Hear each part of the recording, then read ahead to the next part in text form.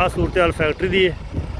Factory के नाल मिट्टी पैन दी, पानी बहुत ज़्यादा चढ़िया पिया और तूड़ी नूं तो धस के ले जाने पानी, तूड़ियां दी तबाही करके पानी। तो माल दा पट्ठियां दा की तरतीब बनेगी? माल नूं पट्ठे किस तरह पाने, तूड़ी किस तरह पानी?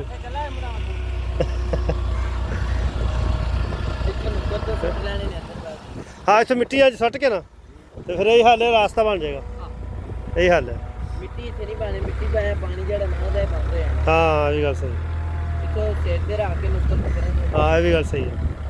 और पट्ठे दूसरे मरबे है ना, हाँ उथों लिया के ते जां इत्थे इट्टां उट्टां जोड़ के हिसाब ला के पाने पैना।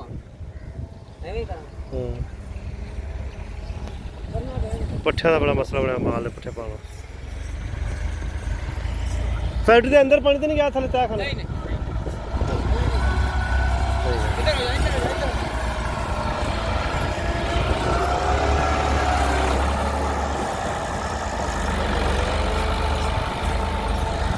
फैक्ट्री 4 सिरे मिट्टी पैन रही है ताकि फैक्ट्री के अंदर ना पानी चला जाए।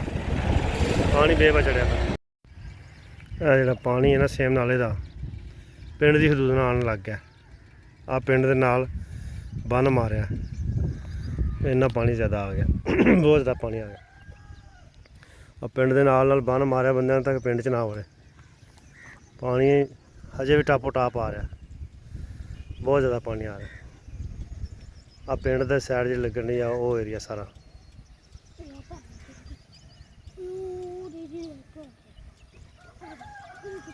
आ पिंड आ पानी आ बन मारे ताकि इतों अगे ना जाए पानी, तो पिछे चढ़ता होंगे पानी।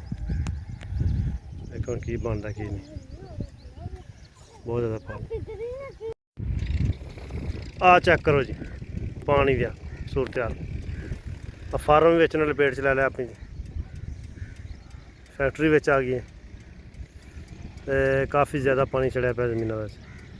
माल नूं पट्ठे पाने की ज़्यादा मुश्किल, तूड़ी की मुश्किल, ठीक है मुश्किल बनी पई। आ पिंड नूं जा लग्या पानी तो रुकन का नाम ही नहीं लै रहा। पर वाम जाए तो कित्थे जाएगी वाम, बहुत मसला बने हुआ पानी का। आप पक्की सड़क की वजह तो गांह नहीं जा रहा, और पक्की सड़क ना होंदी उन्हें गांह टप टाप पानी ने कटना। और मिट्टी लैके जा रहे हैं चिमे के फार्म के नाल पाण रहे, फैक्ट्री के नाल ही पाण रहे मिट्टी।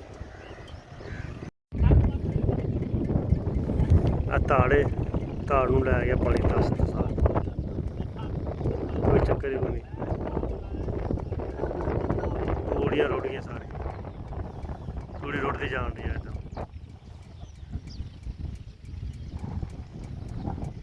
उधर फैक्ट्री के नाल पानी लगे 4 छेरे मिट्टी पान रहे, फैक्ट्री भी जान रहे। तला रोड के ले जाना पानी, काफ़ी पानी चढ़ गया। नरमे लै गया बिच, तला लै गया।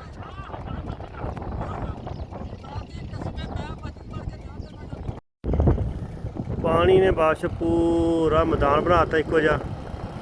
सेमला का लेवल तो पानी का लेवल, जमीना का लेवल एक होया पे। बहुत ज़्यादा पानी आया, बहुत ज़्यादा।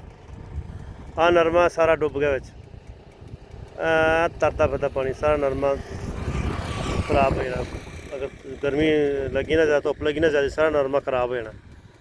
तो पानी सेमला का बाश हर पासे नाल छा गया, समझ लगे मैदान लगे पे पिंड तक।